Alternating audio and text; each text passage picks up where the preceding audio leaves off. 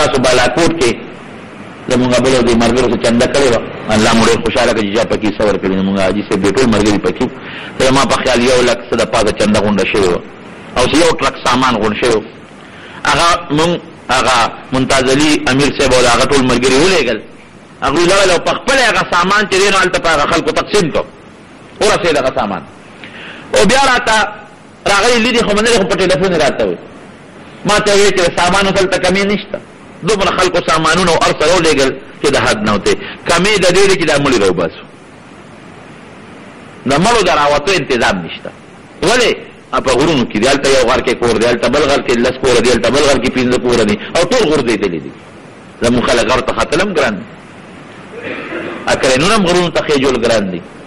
هېڅ پته تاسو اخباراتو کې ګورئ که نه ماشومانو ته پته نه لګي چې مور مې څه شو پلار مې څه شو چا ته پته نه لګي چې رور مې څه شو ټول کلي روان دي کلي دا پکې نشته چې دا 80,000 دي که 1,000 دي خدای خبر دا به څو لکه وي هغه غرونه چې هغې ته لا انسان رسېدلی نه دی هغه مړي چې لا بالاکوټ ښار خو مکمل ختم دی داسې کلي چې په هغې کې د لکونو آبادي ده د 3 د 4 لکو آبادي ده هغه مکمل ختم دي چتونه لاندې پراته دي او خلک ترې لاندې پراته دي بویونه خېږي حیوانات څاروي پکې مړه پراته دي انسانان پکې مړه پراته دي پته نه لګي چې څه شو تاسو ته به نه وایي چې دلته کلی شته مونږ ته چې څونه پورې پته لګېدلې ده او څونه الله ته ویلې شوی دی دا پته نه لګي چې دا یو وخت کې کلی و نه به دالو کلی نو داسې دنیا خلک پکې مړه پراته دي او دروازې دروازې دې په زرګونو مړي راوچتېږي او خلک ترې راوباسي د مارونو دغه ژوند دی د انسان ګورې په دې ژوند مغاوره کېږي هر وخت مرګ ته ځان تیار وساتئ غټ غرونه شلېدلي دي غرونه غټې لارې شلېدلي دي او لا موسمیاتو علاوه هم چې پته اوس هم نه لګي پرونه هم اخبار لیکلي چې دا 2 پټۍ دي یو بل سره په حرکت کې دي او که دا 2 پټۍ یو بل سره وجنګېدلې نو دا خو 7 سکیل کې زلزله به وي هغه کېدي چې د 8 سکیل نه هم زیاته را شي مې ده که دغه 8 سکیل والا راغله نو وزر ته وبېغم نو مرګ نه څوک تښتېدی نه شي مرګ خو یو انسان دپاره یو وخت مقرر دی خو زم الله دې مو هغه مرګ نصیب کړي چې د نیک عمل او د ایمان سره وي چې د الله د قهر او د غضب مرګ نه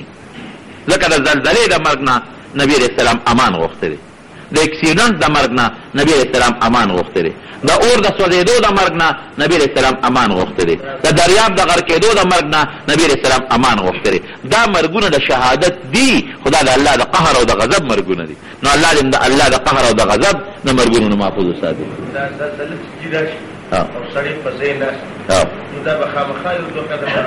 دا څه لازمه خبره نه ده دا زمونږ په خلکو کې غلطه مشهور چې زلزله راشي نو خامخا به قدمونه دي یا زلزله راشي نو خپې به لقې دا پنسو لقول هېڅ حدیث کې ذکر نشته ښه پنسو لقول په یو کتاب کې نشته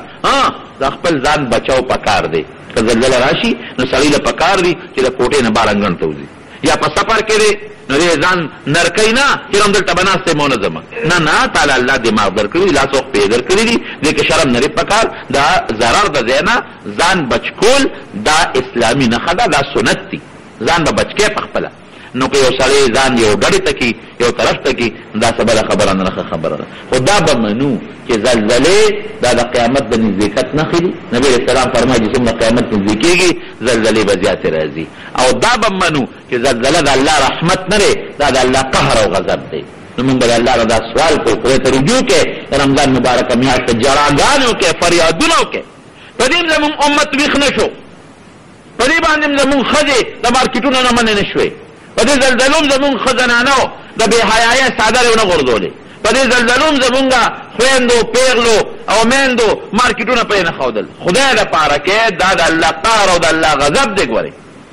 دا قهر او غضب دلته لنډي کوتل په غرونو کې هم راوستی شي دا دلته د پلان غار په دې غرونو کې هم راوستی شي دا د کوات په دې غرونو کې هم الله راوستی شي او که داسې وشوه هېڅ په همنې لکه جای تاسو کوم ولیدل په لکونو بیا د الله قهر د 2 او 3 کسو مرګ نه هغه د لکونو مرګي هر وخت ځان مرګ ته تیار وساتئ ورونو او دا د رمضان مبارکه میاشت عبادتونه پکې وکړئ تراویح پکې وکړئ ختمونه پکې وکړئ ذکرونه پکې وکړئ توبې وباسئ د خپلو ګناهونو هم زنانه هم نارینه او دا دعا د الله نه کوئ چې پروردګاره د خپل قهر او د خپل غضب نه محفوظ وساتي او دې زلزلې متاثرینو لپاره دعا غواړي دعا خو مو له وکړه کوو روژه په کومو اهمو څیزونو ماتېږي مختصر بیان د روژه خو په خوراک ماتېږي په څښاک ماتېږي او په دغه باندې انسان دا خواهشاتو باندې پورا کولو باندې ماتېږي او نور هم ډېر څیزونه دي نو چې ستا په ذهن کې کومه خبرې نو هغه ماته ووایه چې په دې څیز ماتېږي که نه د هغې متعلق بیان به درته وکړم په سګرټ په څکلو باندې ماتېږي ما تېر ځل ویلي مو که څوک سګرټ څکي نسوارو باندې ماتېږي ښه دا یاد ساتئ نسوار شونډه کې واچوئ په هغې خامخا ماتېږي د نسوارو دا رنګ د لارو سره خلط کېږي دا تېرېږي د انسان وجود ته د یو سړي په چا باندې قرض وي هغه سړی مړ شوي وي او دا قرض چا له ورکول پکار دي د هغه وارثانو له ورکول پکار دي هغه سړي زوی له ورکا زوی نیموسي له ورکا پلار له ورکا د هغه چې کوم وارثان دي هغې له ورکا اوکې هېڅوک هم بلکل ني نو بیا چې جومات کې ولګوه ثواب یې هغه ته وبخه ثواب یې هغه ته وبخه او جومات کې ولګوه رانجو لګولو سره روژه بلکل نه ماتېږي نکریز لګولو سره نه په نکریزو لګولو باندې روژه نه ماتېږي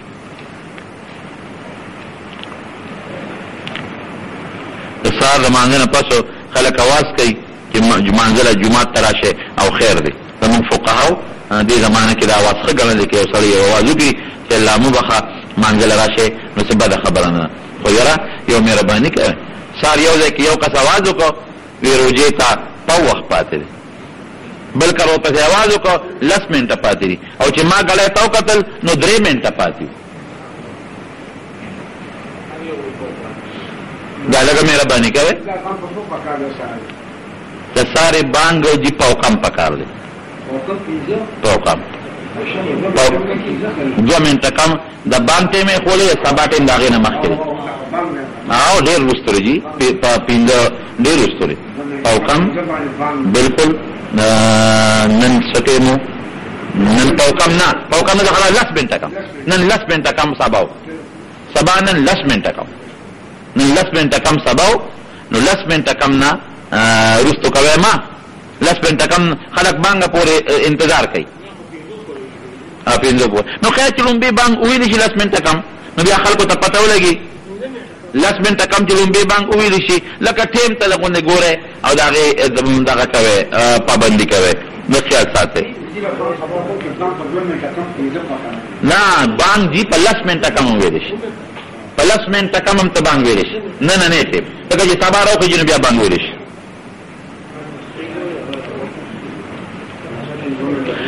نابینا ړوند امام پسې مستقل منځ کول نو که دې ځان هسې خو زمونږ کتابونه لیکي چې مستقل منځ ورپسې مکروه دی خو که ځان پوره پاک ساتلی شي جامه پاکه ساتلی شي اکثر شاګردان یې وي هغوی یې دغه ساتي نو بیا خیر دی خو احتیاط پکار دی